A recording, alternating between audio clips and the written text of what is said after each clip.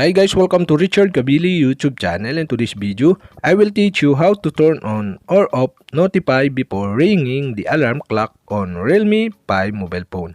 And okay guys, but before we start, kindly subscribe to my YouTube channel by pressing the subscribe button and the bell to notify you if I have new videos. Okay guys, let's start.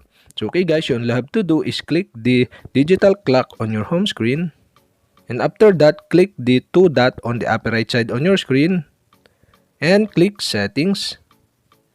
And okay guys, here in settings, okay, you can see the notify before ringing. And okay guys, on the right side, you can see the switch button. And okay guys, if this notify before ringing is on, a notification will be sent for you to turn off an alarm before it's ring. And okay guys, to turn on this, you'll have to do is enable the switch button on the right side.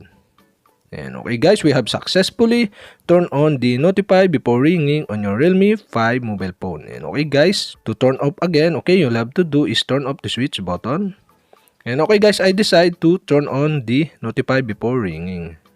And okay guys, that's it. We have successfully turned on or off notify before ringing the alarm clock on Realme 5 mobile phone. And okay guys, if you have a question, kindly comment below and don't forget to hit the subscribe button and the bell to notify you if I have new videos. Okay guys, thank you for watching.